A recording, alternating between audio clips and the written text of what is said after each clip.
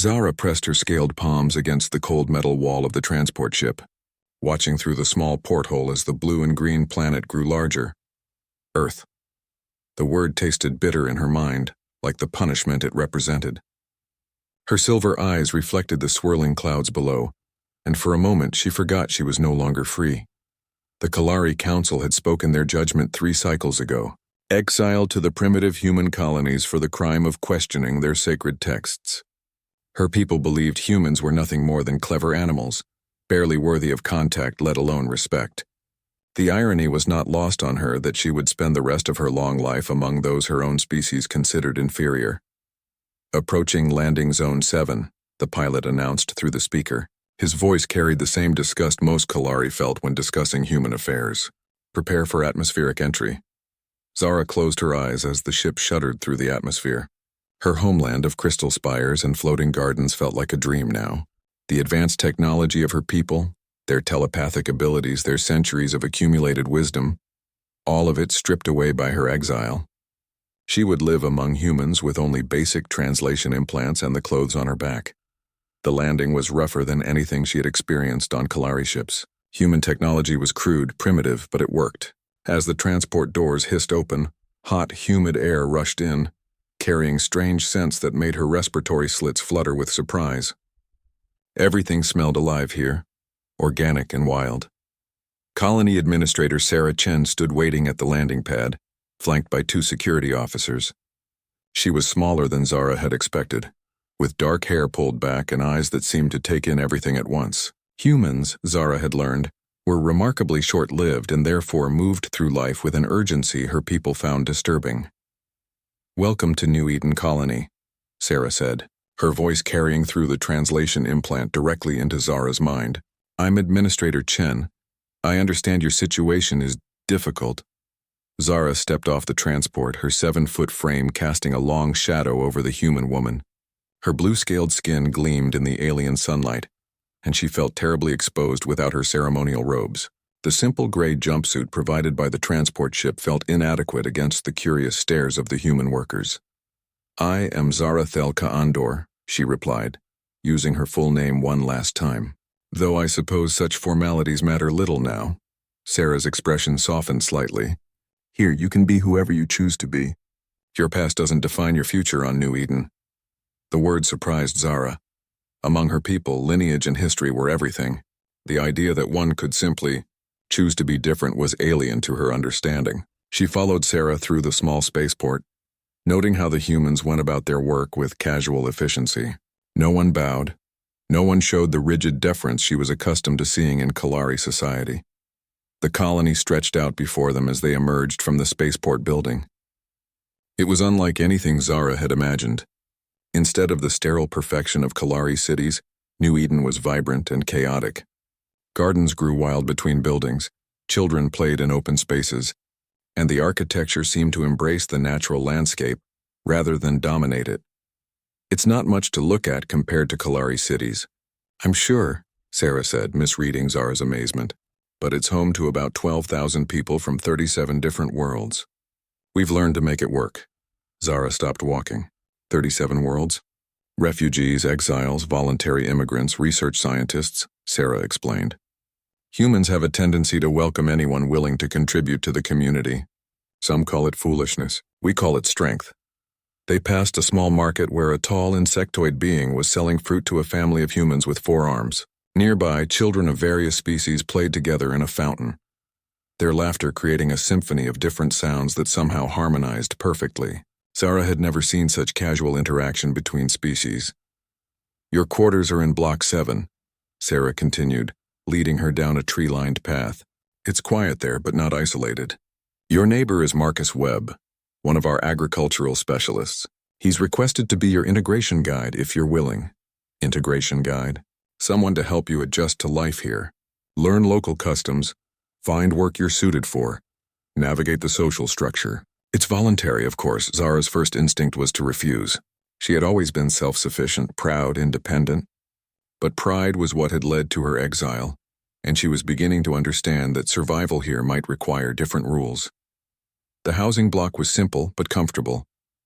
2-story buildings made of local stone and timber, with small gardens and common areas between them. Sarah stopped in front of a door marked 7C and handed Zara a key card. The basics are provided: furniture, cooking equipment, communication access. There's a community dinner every third day in the central hall. Good way to meet people. Sarah paused at the threshold. I know this isn't the life you planned, Zara, but New Eden has a way of surprising people. Give it a chance. Alone in her new quarters, Zara explored the 3 small rooms that would be her home. The furniture was simple but well made, clearly designed for beings of various sizes. Through the window, she could see a garden, where several humans were working together, their quiet conversation drifting up through the evening air. As the local sun set, painting the sky in shades of orange and purple her people had no names for, Zara sat by the window and wondered if Sarah Chen was right. Could this place of outcasts and refugees really offer something her advanced civilization could not? Tomorrow would bring new challenges, new customs to learn, and new beings to understand. For the first time since her trial, Zara felt something other than despair. Perhaps it was hope, though she wasn't ready to name it yet. The sound of someone playing music drifted across the courtyard, a simple melody that spoke of home and belonging. Somewhere in that alien harmony, Zara thought she heard the possibility of a future she had never imagined. Zara woke to unfamiliar sounds filtering through her window. Birdsongs, she realized after a moment of confusion. Her people had eliminated most wildlife from their cities millennia ago, deeming it inefficient and messy. Here the creatures seemed to sing without purpose, simply because they existed. A soft knock at her door interrupted her observations. Through the viewer, she saw a human male with sun-weathered skin and kind eyes, holding what appeared to be a small plant in a clay pot. Good morning, he said when she opened the door. I'm Marcus Webb, your neighbor. Thought you might like something to brighten up your space. He offered the potted plant with a smile that seemed genuine. Zara stared at the gift, unsure how to respond. Among her people, gifts came with obligations and hidden meanings. Why? She asked finally. Marcus tilted his head. Because everyone deserves something beautiful in their home. And because marigolds are nearly impossible to kill. Seemed like a good starter plant for someone adjusting to a new world. The simplicity of his reasoning baffled her. He expected nothing in return, sought no advantage, asked for no favor. Zara accepted the pot carefully, noting how the orange and yellow flowers seemed to glow with inner light.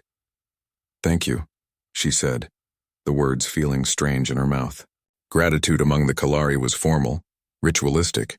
This felt different. Sarah mentioned you might need someone to show you around, Marcus continued. I've got the morning free if you'd like to explore the colony proper. Zara found herself nodding before she could reconsider. Within minutes, they were walking through the morning bustle of New Eden. Marcus proved to be an excellent guide, pointing out important locations and explaining local customs with patience that surprised her. That's the medical center, he said, indicating a building covered in flowering vines. Dr. Yuki treats anyone who needs help, regardless of species or ability to pay. The principle here is that healthcare is a right, not a privilege. Another alien concept. On Kalari Prime, medical treatment depended on social standing and genetic value to society. How is this sustainable? Zara asked. Because healthy people contribute more to the community, Marcus replied. Turns out investing in everyone's well-being benefits everyone. Strange idea, I know. They passed the agricultural domes where Marcus worked. Through the transparent walls, Zara could see impossible abundance. Plants from dozens of worlds growing side by side, tended by teams of mixed species. The efficiency was remarkable, but more than that, the workers seemed to enjoy their labor. We share techniques from every world represented here, Marcus explained. Kalari hydroponic methods, Zentorian soil enhancement, human crop rotation, Delian growth acceleration. Together, we've increased yield by 300% over standard earth farming. Zara stopped walking. You use Kalari methods? Of course. Your people developed some of the most elegant agricultural solutions in known space. Why wouldn't we use them? The casual way he spoke of her people's achievements without awe or resentment puzzled her. Humans are not intimidated by superior technology? Marcus laughed, but not unkindly. Intimidated? Zara, we're inspired by it. Every new technique we learn makes life better for everyone here. We don't see advanced technology as a threat, we see it as a gift. They continued through the market district, where Zara observed the complex web of trade and interaction that kept the colony functioning. Humans bartered with crystalline beings who communicated through color changes. A family of scaled humanoids shared lunch with humans who needed breathing apparatus in the high-oxygen environment. Children of multiple species played together while their parents conducted business. "How do you maintain order?" Zara asked, watching a minor dispute between vendors resolve itself through calm discussion rather than appeals to authority. "Trust, mostly," Marcus said, "and the understanding that we're all in this together. When your survival depends on cooperation, you learn to value different perspectives." At the colony's heart stood the community hall, a large building that seemed to have grown organically rather than been planned. Inside, Zara discovered the administrative center, meeting spaces, a library, and recreational areas all flowing together seamlessly. "This is where the council meets," Marcus explained, showing her a circular chamber with seating for 50. "Every major decision affecting the colony gets discussed here. Everyone has a voice. Everyone." Zara's training told her this was impossible. "How do you prevent chaos? Who maintains final authority?" "We do," Marcus said simply. "All of us. Sometimes it takes longer to reach consensus, but the decisions stick because everyone helped make them." Zara studied the chamber with growing amazement. Her people's government consisted of ancient bloodlines and inherited positions. The idea that ordinary citizens could effectively govern themselves seemed fantastical. They ended their tour at the central plaza, where a fountain created rainbow patterns in the afternoon light. Beings of every description sat on benches, shared meals, conducted quiet conversations. Children chased each other around the fountain's edge while their guardians watched with amused tolerance. "I don't understand," Zara said finally. "My people, we were taught that humans were primitive, warlike, barely civilized." Marcus was quiet for a long moment, watching a human child help a young Zentorian who had fallen while playing. "Maybe we are primitive," he said. "We don't have telepathy or energy manipulation or lifespans measured in centuries. But we have something else." "What?" "Hope," Marcus said, "and the stubborn belief that tomorrow can be better than today if we work together to make it so." As they walked back toward the residential district, Zara found herself seeing the colony with new eyes. The apparent chaos was actually complex organization. The casual mixing of species wasn't disorder but integration. The simple architecture wasn't primitive but efficient. "Marcus," she said as they reached her door, "why did you volunteer to help me?" He considered the question seriously. "Because everyone deserves a chance to belong somewhere, and because I remember what it felt like to be lost and alone in a strange place." "You were exiled too?" "In a way," Marcus said. "I came here after losing everything on Earth. New Eden gave me a second chance at life. Seemed only fair to help someone else find their second chance too." That evening, Zara sat by her window with the marigold Marcus had given her, watching the daily rhythm of colony life wind down. Families gathered for meals. Workers returned from their labors, children were called in as darkness fell. It was peaceful in a way she had never experienced. For the first time since her exile, Zara began to wonder if her punishment might actually be a gift. Her people had tried to destroy her life, but perhaps they had simply forced her to find a better one. The marigold's petals seemed to glow in the lamplight, a small beautiful thing that asked nothing of her except to continue existing. Tomorrow she decided she would ask Marcus about finding work in the agricultural domes. It seemed like a good place to start planting new roots. 3 weeks into her life on New Eden, Zara found herself working alongside Marcus in Agricultural Dome 3, her hands deep in alien soil that somehow felt like home. The work was physically demanding in ways her people had long forgotten, but she discovered a satisfaction in nurturing growing things that no amount of Kalari technological mastery had ever provided. "The Zentorian wheat responds well to your touch," Marcus observed, watching her adjust the nutrient flow to a section of blue-stalked grain. "You have natural instincts for this work." Zara felt warmth rise in her cheeks, a reaction that still surprised her. Kalari rarely blushed, but living among humans seemed to be awakening responses she didn't know she possessed. "My people eliminated agriculture from our homeworld long ago. Perhaps that is why this feels important." Marcus knelt beside her, checking the soil composition with a handheld device. His proximity made her aware of the steady rhythm of his breathing, the quiet concentration in his movements. Human emotions were supposedly simple compared to Kalari mental complexity, yet she found herself constantly surprised by the subtle depth she sensed in Marcus. Agriculture is about faith, he said, crumbling soil between his fingers. You plant something today believing it will grow into something wonderful tomorrow. Sometimes I think that's the most essentially human thing there is. The belief that the future can be better. On Kalari Prime, the future is planned centuries in advance, Zara replied. Every outcome predicted, every variable controlled. There is no faith, only calculation. Sounds efficient, Marcus said carefully. But does it leave room for surprises? For discovering something you never expected? Before she could answer, young Tomoko burst into the dome, her 8-year-old face flushed with excitement. The human child had appointed herself Zara's unofficial cultural guide, appearing daily with new questions and observations that delighted and confused the exiled alien. Zara, come see what I found. Tomoko grabbed her scaled hand without hesitation, pulling her toward the dome's observation deck. Marcus followed, grinning at the child's enthusiasm. Zara had learned that humans found their offspring's curiosity endearing, rather than irritating. Another cultural difference that challenged her assumptions. On the deck, Tomoko pointed excitedly at the forest beyond the agricultural zone. Look, the butterflies are migrating! Thousands of winged creatures filled the air in shifting clouds of color, their flight patterns creating an ever-changing tapestry against the blue sky. Zara had never seen anything like it. Such beauty without purpose. Such complexity without design. They do this twice a year, Marcus explained, standing close enough that she could feel the warmth radiating from his skin, following ancient routes their ancestors established. Sometimes the most beautiful things happen when we don't try to control them. Zara watched the butterflies with growing wonder. Among her people, such random beauty would be catalogued, studied, and eventually improved upon. Here the humans simply appreciated it for what it was. Why don't you capture them? She asked. Study their patterns, enhance their efficiency? Tomoko looked at her with the serious expression children reserved for explaining obvious truths to confused adults. Because then they wouldn't be free anymore, and free things are always more beautiful. The simple wisdom of the child's words struck Zara like a physical blow. Freedom, beauty for its own sake. Concepts her highly advanced people had somehow forgotten in their pursuit of perfection. That evening, Marcus invited her to join a group of colonists for their weekly gathering at the Central Plaza. Zara hesitated.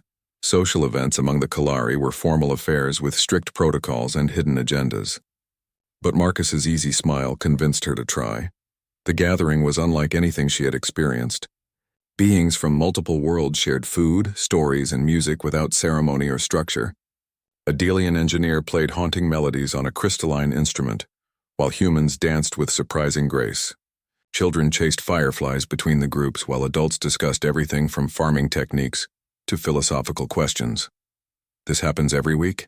Zara asked, accepting a cup of spiced tea from an elderly human woman who had introduced herself simply as Grandmother Rose. More or less, Marcus replied, settling on the grass beside her.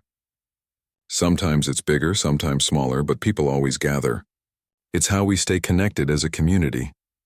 Zara watched a group of teenagers teaching each other traditional dances from their respective worlds, laughing as they struggled with unfamiliar steps. Among my people, social gatherings serve specific purposes. Networking, status display, political maneuvering. This seems to serve no purpose at all. Maybe that is the purpose, Marcus suggested, to simply enjoy each other's company without any agenda. A young Kalari couple approached their group and Zara's body tensed involuntarily. She recognized them from the transport ship, other exiles who had avoided her during the journey. Among her people, acknowledging fellow exiles was considered shameful. Zarathel, the female said hesitantly. I am Kessara. This is my bondmate, Veltar. We wanted to say we were glad to see you settling in well. The formal greeting felt strange in this casual setting, but Zara appreciated the gesture. Thank you. And please, here I am, simply Zara. Kessara's eyes widened slightly at the informality, but she smiled. The humans have been very kind to us.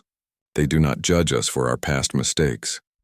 They seem to judge no one for their past, Zara replied, glancing at Marcus, who was engaged in animated conversation with a former pirate from the outer systems.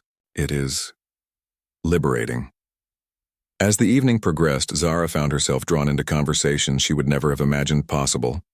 A human child asked her to explain the mathematics behind Kalari crystal growth, and she discovered that teaching brought its own joy. An elderly Zentaurian shared stories of his homeworld's philosophy, and she learned that wisdom came in many forms. Most surprisingly, she found herself laughing. Not the controlled expression of amusement her people practiced, but genuine, spontaneous laughter that seemed to bubble up from somewhere deep inside her. Marcus seemed particularly gifted at drawing out this response, his dry observations about colony life striking her as delightfully absurd. "You have a beautiful laugh," he said during a quiet moment when the music had died down to gentle melodies. Zara felt that strange warmth in her cheeks again. "Kalari do not laugh often. We find humor inefficient." "That's a shame," Marcus said softly. "Laughter is one of the things that makes life worth living." Walking home together through the moonlit paths, Zara found herself seeing the colony through different eyes again. The simple buildings seemed comfortable rather than primitive.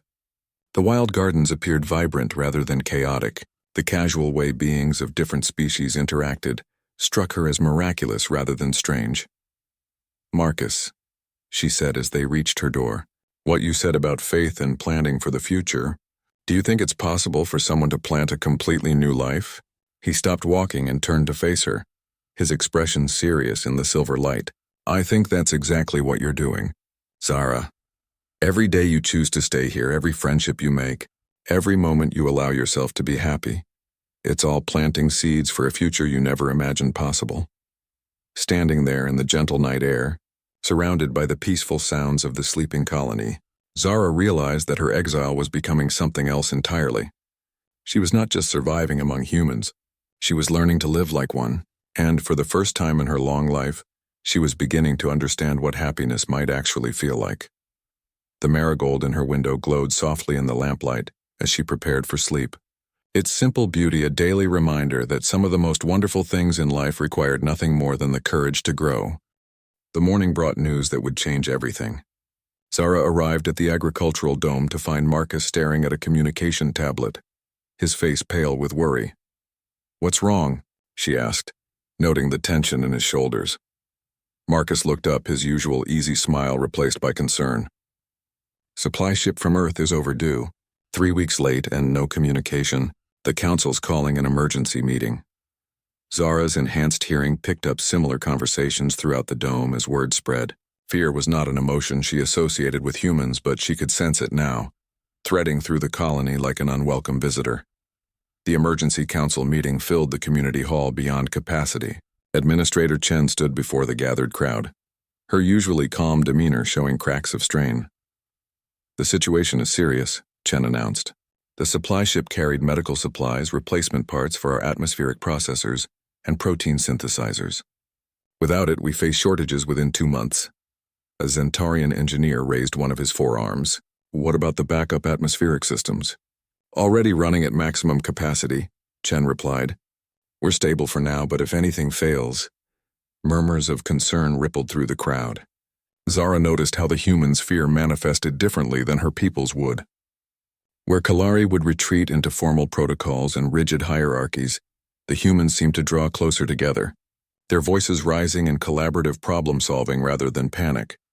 "We could attempt to contact the Kalari Trade Consortium," suggested Dr. Yuki from the medical center. "Their ships are fast enough to reach us in time." The suggestion sent a chill through Zara's spine. She knew exactly what her people's response would be. They would help, but at a price that would destroy the colony's independence and diverse culture. Marcus stood up in the crowd. "What about increasing food production? We could convert recreational spaces to growing areas, implement strict rationing protocols." "Already in the works," Chen replied, "but it won't solve the atmospheric processor issue." Zara found herself rising before she could reconsider. The entire hall turned to look at her. Hundreds of eyes from dozens of species focused on the exiled alien who had been among them for barely a month. "I may have another option," she said, her voice carrying clearly through the chamber. "Kalari emergency life support technology. I remember the basic principles." Chen's eyebrows rose. "Could you reconstruct it?" "Not alone," Zara admitted. But with the engineering team and access to the colony's fabrication facilities, perhaps. The meeting erupted into excited conversation. Marcus caught her eye across the room, his expression mixing hope with something deeper. Pride. The look made her hearts race in a way that had nothing to do with public speaking. After the meeting, Zara found herself at the center of a storm of activity. The colony's best engineers surrounded her in the fabrication lab, hanging on every word as she explained Kalari atmospheric enhancement principles. The crystalline matrices can increase efficiency by 40%, she explained, sketching diagrams on the wall display, but they require precise harmonic calibration. Can we synthesize the crystals? Asked Yan, the colony's chief engineer. Zara studied their equipment carefully. Your fabrication technology is more primitive than ours, but more flexible. Yes, I believe we can adapt the process. The work consumed the next several days. Zara found herself working 18-hour shifts alongside engineers who treated her as an equal colleague rather than an exotic alien. Their questions challenged her understanding in ways that made her realize how much Kalari education relied on memorization rather than true comprehension. Marcus appeared regularly with meals and concerned glances, but respected the critical nature of her work. During brief breaks, they would sit together in comfortable silence, sharing simple food and drawing strength from each other's presence. You're saving the colony, he said during one such break, exhaustion evident in his voice. We are saving the colony, Zara corrected. Your people's willingness to trust me, to work with me. This would never happen on Kalari Prime. Because we're too primitive to know better? Marcus asked with a tired smile. Because you're advanced enough to value results over prejudice, Zara replied. My people would spend months debating the social implications before allowing an exile to touch critical systems. On the 5th day, they achieved the first successful crystal synthesis. The delicate lattice structure hummed with contained energy, its pale blue glow matching the light in Zara's eyes. The gathered engineers cheered, but Zara found herself looking at Marcus, needing to share this moment with him above all others. It's beautiful, he said, standing close enough that she could feel the warmth of his breath on her scales. It's functional, she replied automatically, then caught herself. But yes, it is beautiful too. Marcus's hand found hers, his fingers intertwining with her scaled ones in a gesture that would have been impossible among her people. Kalari did not show affection publicly, and cross-species contact was heavily regulated. Yet here, in this moment of triumph, the simple touch felt like the most natural thing in the universe.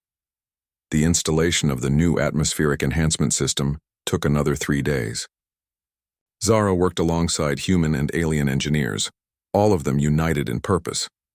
When the system finally came online, the entire colony gathered to witness the activation.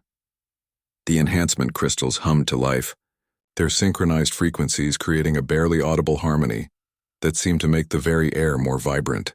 Atmospheric readings showed immediate improvement: cleaner air, better circulation, increased oxygen content. Remarkable, Chen announced to the cheering crowd. Efficiency is up 38%. This will buy us months of additional safety margin. As the crowd celebrated, Marcus found Zara on the observation deck overlooking the colony.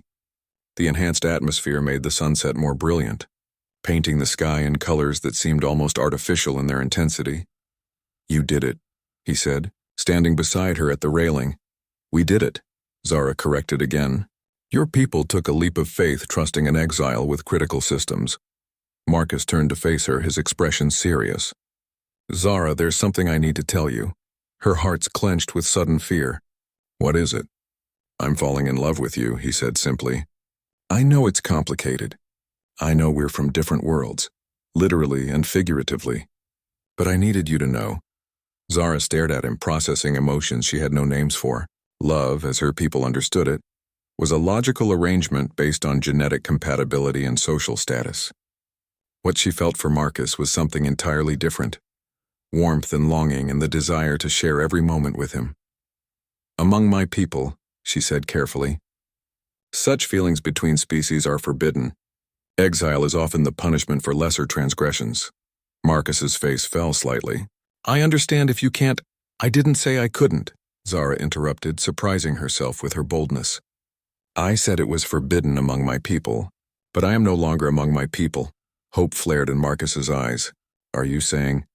I am saying that you have shown me what it means to be free, Zara replied, reaching for his hand. Free to choose my own path, my own future, my own heart's direction. As they kissed for the first time, the enhanced atmosphere making the air around them sparkle with microscopic particles that caught the fading light, Zara realized that her exile had not been punishment at all. It had been liberation. Her people had tried to destroy her life, but had instead given her the chance to build a better one. The colony spread out below them, a testament to what different species could accomplish when they chose cooperation over fear. And in Marcus's arms, Zara found something her advanced civilization had never been able to provide: the simple miracle of unconditional love. 2 months after the atmospheric crisis, just as Zara was beginning to believe her new life was secure, the long-range sensors detected an approaching ship. Not the overdue supply vessel they had been hoping for, but something far more ominous, a Kalari diplomatic cruiser, its sleek form cutting through space with predatory grace. Zara stood in the communication center, watching the vessel approach on the main display, her scaled hands trembling despite her efforts to remain calm. She recognized the ship's configuration. It belonged to the High Arbiters, the Kalari's most powerful judicial body. They're requesting permission to land, reported Communications Officer Martinez, his voice carefully neutral.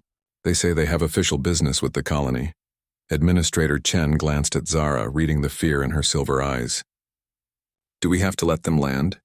Refusing a Kalari diplomatic vessel would be considered an act of hostility, Zara replied, her voice barely above a whisper. They have influence with many governments. Marcus moved to stand beside her, his presence offering strength even as her world seemed to crumble around her. What do they want? Me, Zara said simply. They've come for me. The delegation that disembarked from the Kalari ship was impressive and intimidating in equal measure. 3 High Arbiters in flowing ceremonial robes, flanked by guards whose crystal-powered weapons gleamed with barely contained energy. At their head walked High Arbiter Thaindor, whose silver-white scales and ancient eyes marked him as one of the most powerful beings in Kalari society. Administrator Chen met them in the main plaza, flanked by her security team and senior staff.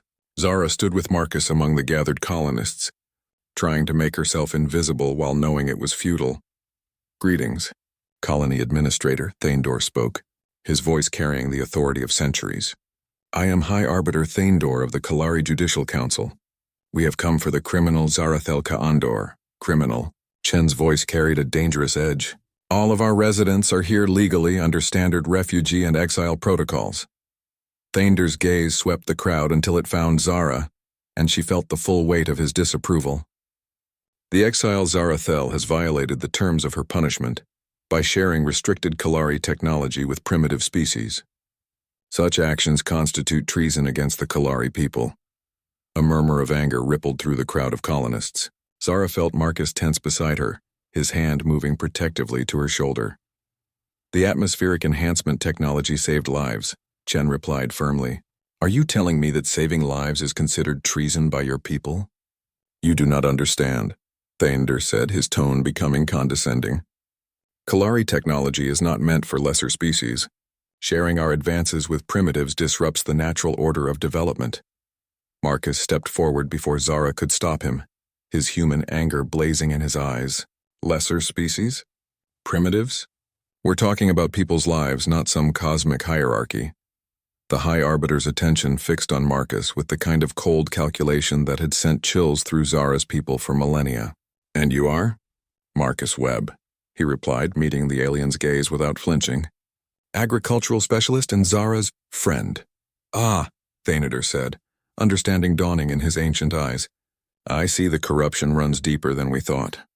Not only has the exile shared forbidden technology, but she has formed inappropriate attachments with inferior beings. The word inferior hung in the air like a poison cloud. Zara watched Marcus's face tighten with controlled fury, saw the same emotion reflected in the faces of humans and aliens throughout the crowd. The Kalari had just insulted not only Marcus personally, but the entire philosophy that made New Eden possible. That's enough, Zara said, stepping forward. Her voice carried across the plaza with surprising strength. If you have charges to bring against me, bring them. But do not insult these people who have shown me more kindness than my own kind ever did. Thander smiled, a cold expression that held no warmth. Very well. Sardathelka Andor, you are charged with violation of exile terms, unauthorized sharing of classified technology, and corruption of inferior species. You will return with us to face judgment. And if she refuses? Marcus asked, moving to stand beside Zara. Then this colony will be placed under Kalari quarantine. Thander replied smoothly. No ships in or out, no trade, no communication with the outside galaxy. Your little experiment in interspecies cooperation will slowly starve to death. The threat sent a chill through the crowd. Zara knew the Kalari had the influence to make good on such a promise. Her people's technology and political connections could easily isolate New Eden from the rest of the galaxy. You can't do this, Chen protested. The Galactic Trade Commission will side with us, Thander interrupted. We have evidence of technology theft. Your colony harbors a criminal who has violated her exile terms. Few governments will risk Kalari displeasure to support you. Zara felt the weight of every eye in the plaza upon her. These people had welcomed her, trusted her, allowed her to help them in their time of need. Now her presence was threatening everything they had built. I'll go, she said quietly. No, Marcus grabbed her arm, his voice breaking. Zara, you can't. They'll execute me. Zara finished, her voice steady despite the tremor in her hearts. Yes, I know, but I won't let my presence destroy everything you've all built here. There has to be another way, Marcus insisted, turning to face the High Arbiter. Name your price. What do you want? Thander studied Marcus with the same expression a scientist might use when examining an interesting specimen. Curious. The primitive shows attachment to the exile. Very well. We will offer terms. He gestured, and one of his guards produced a crystalline tablet covered in flowing Kalari script. A formal statement denouncing interspecies contamination, signed by every resident of this colony. An agreement to reject all future contact with Kalari exiles, and the surrender of all technology derived from Kalari sources. The silence that followed was deafening. Zara realized what the High Arbiter was truly asking, for the colony to betray everything it stood for.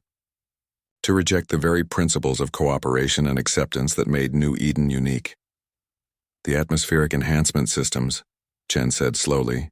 Without them, many would die, Thander agreed indifferently. But such is the price of harboring criminals.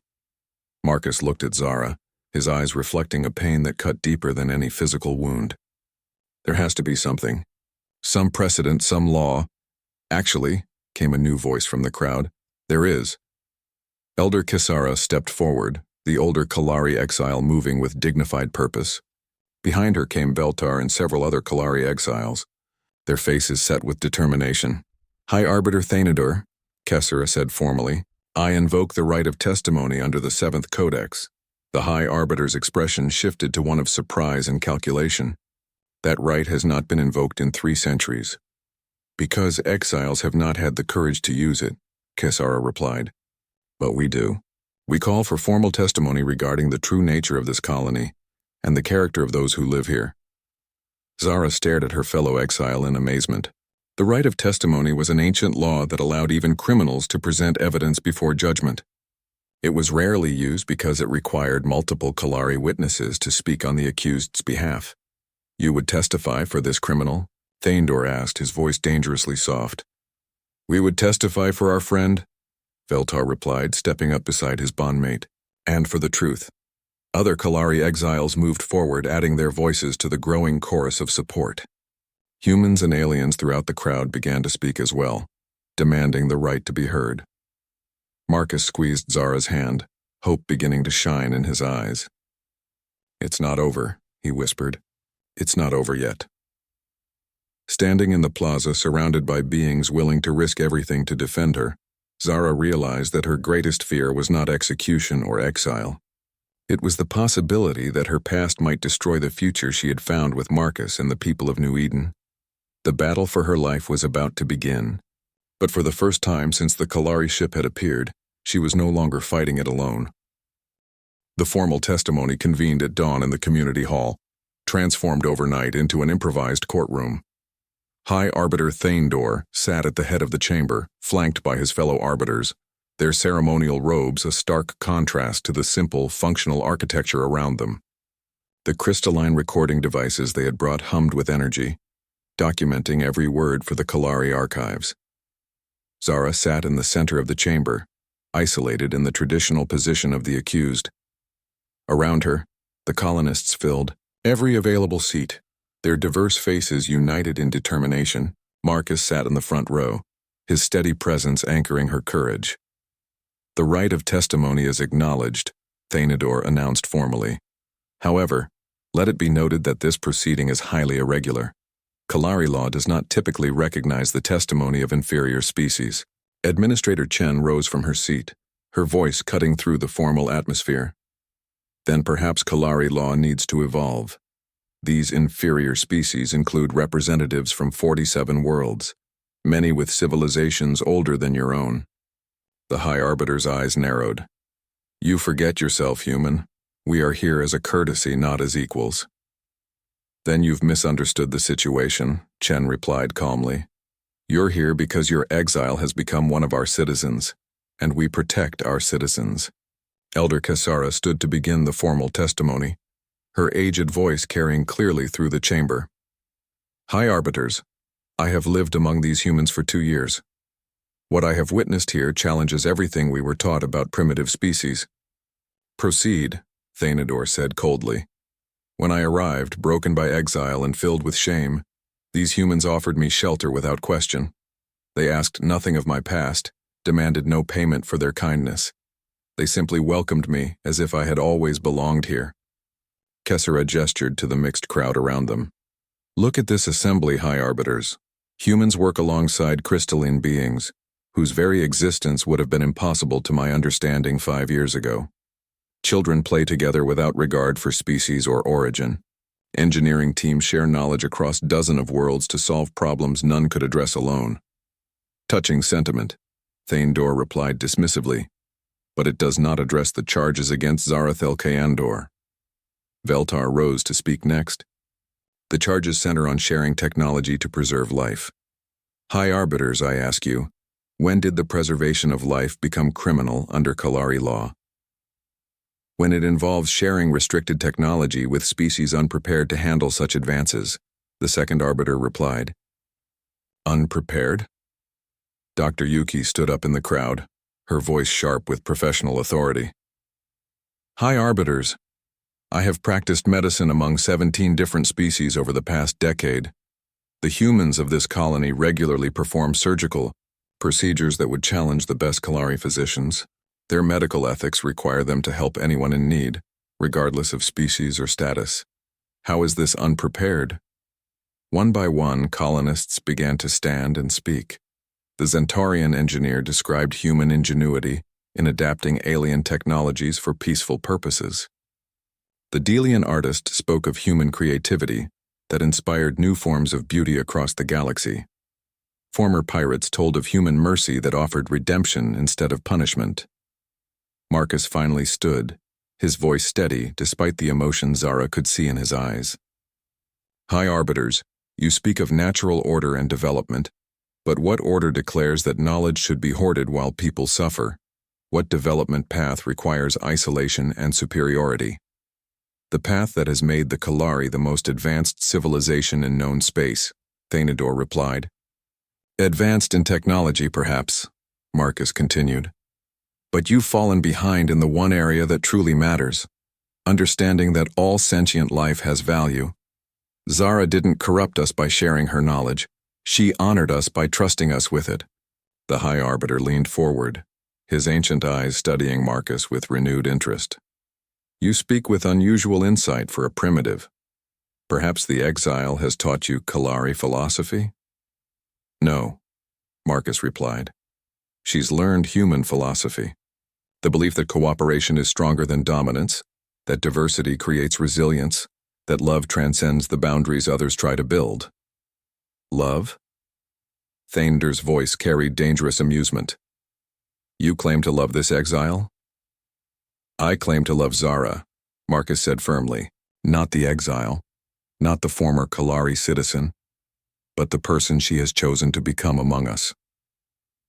Zara felt tears, another human emotion she had learned, gathering in her eyes as Marcus continued. She could have remained isolated, bitter, clinging to the superiority her people taught her. Instead, she chose to grow, to learn, to become part of something larger than herself. If that's corruption, then I hope we all become corrupted. Thaindor stood, his robes rustling with controlled energy. These testimonies are irrelevant. The law is clear. Kalari technology shared with primitives constitutes treason. Then change the law. Came a new voice from the back of the chamber.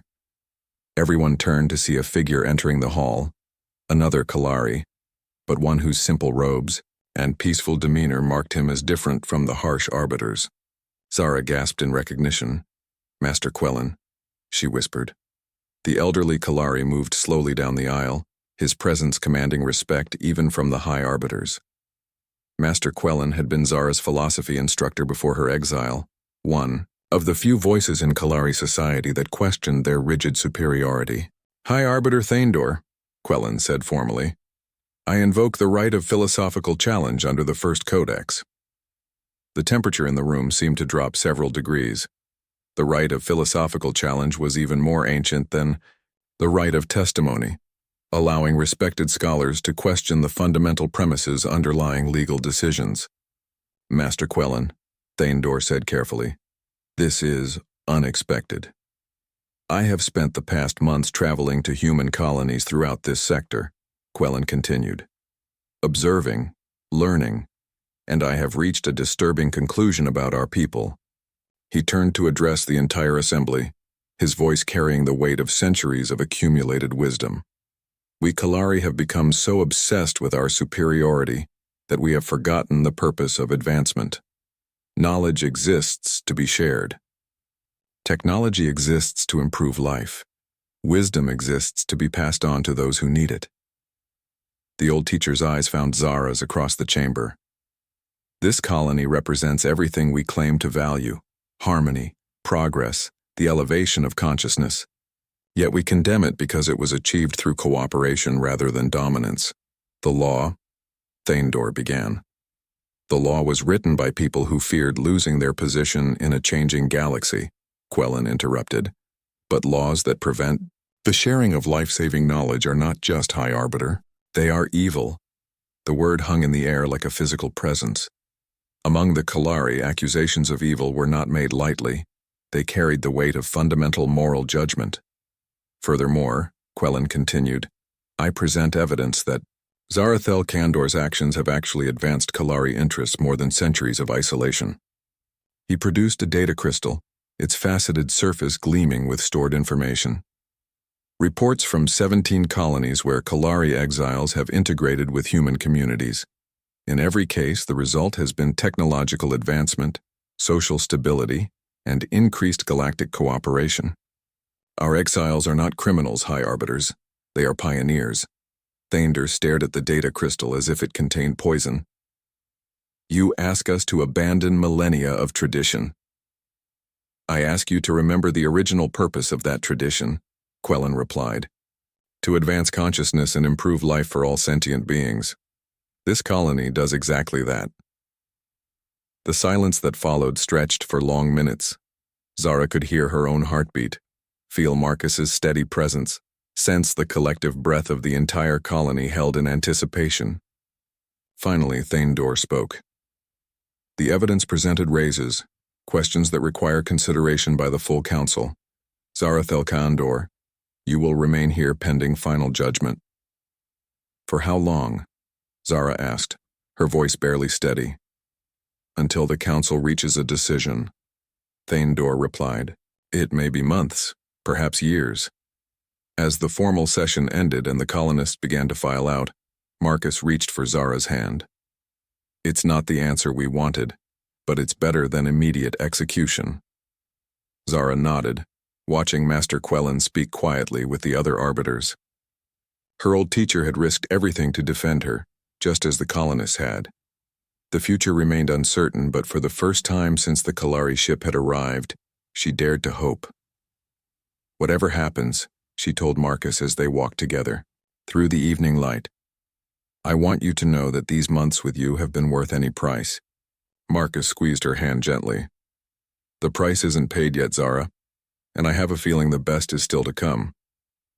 1 year later, Zara stood in the same garden where Marcus had first given her a marigold, but everything had changed. The simple flower had multiplied into a riot of color that bordered 3 new agricultural domes, and the woman tending them bore little resemblance to the broken exile who had arrived on New Eden. Her scales had taken on a healthier luster from working in natural sunlight, and her eyes held a peace that had nothing to do with Kalari meditation techniques. Most remarkably, she laughed freely now, the sound joining the symphony of voices that made New Eden's morning so different from the sterile silence of Kalari cities. "The harvest projections look excellent," Marcus said, approaching with a data tablet and the easy smile that still made her heart skip. "The hybrid crops are exceeding all expectations." "As are the hybrid relationships," Zara replied, gesturing toward the playground where their neighbors' children played together, human, Kalari, Centaurian, and others, their differences a source of strength rather than division. The year of waiting had not been idle. While the Kalari Council deliberated, life on New Eden had continued to flourish.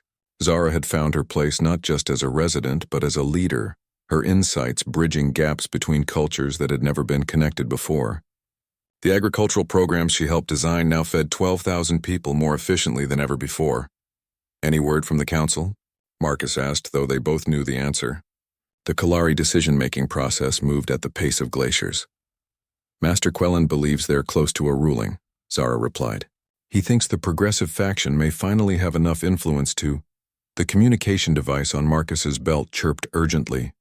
Administrator Chen's voice crackled through the small speaker. "All senior staff to the communication center immediately. We have incoming priority transmission." They found the communication center buzzing with activity. On the main display, the familiar face of High Arbiter Thaindor appeared, his expression unreadable.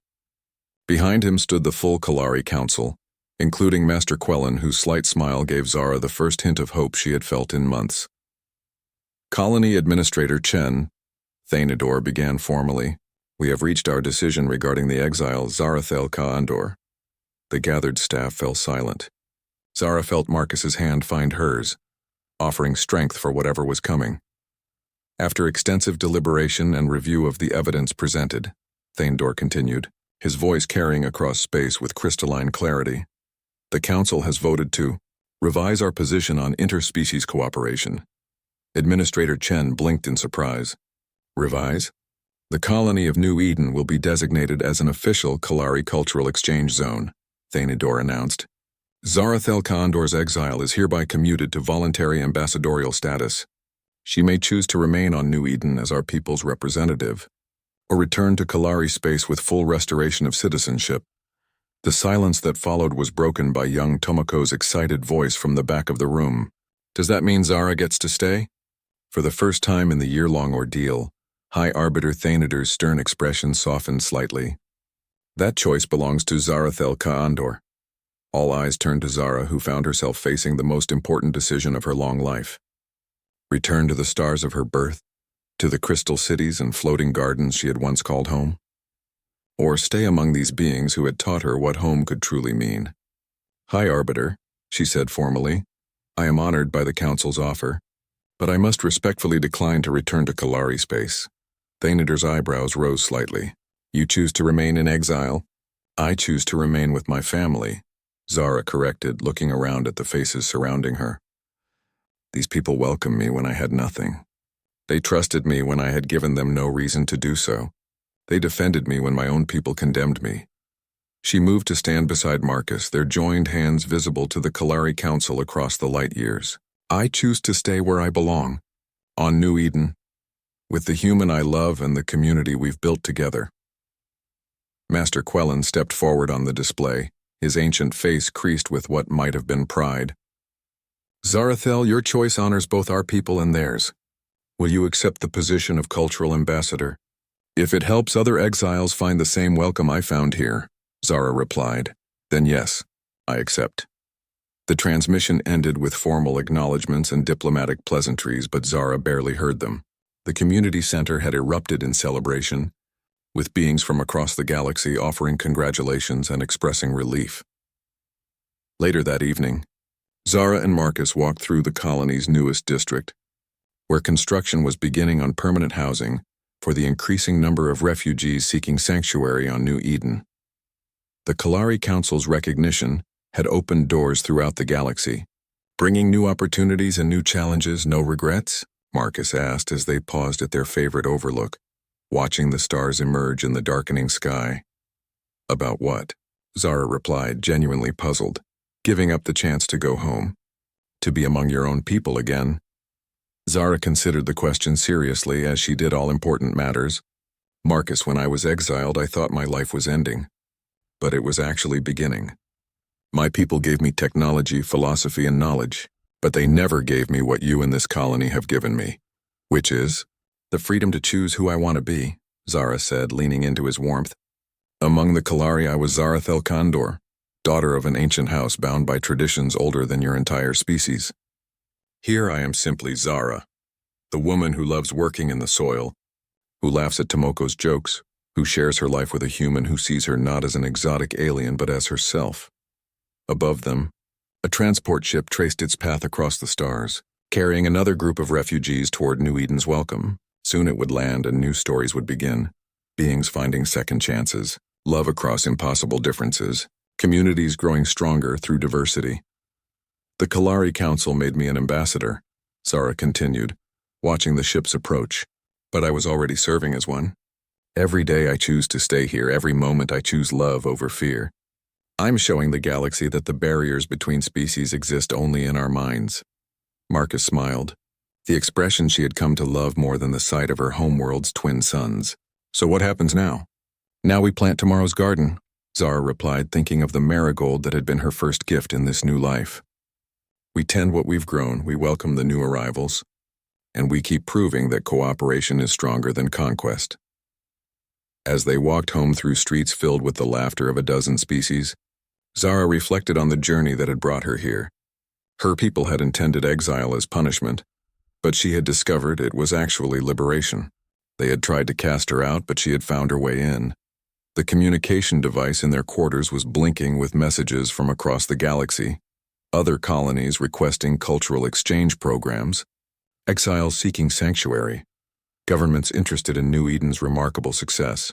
Tomorrow would bring new challenges, new opportunities to prove that diversity was strength.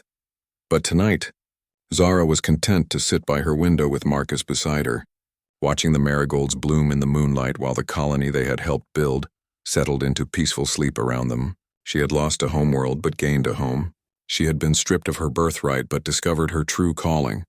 Most importantly, she had learned that love, real love, transcended every boundary the universe could create. In choosing to stay with Marcus in New Eden, she had chosen not just happiness but hope itself.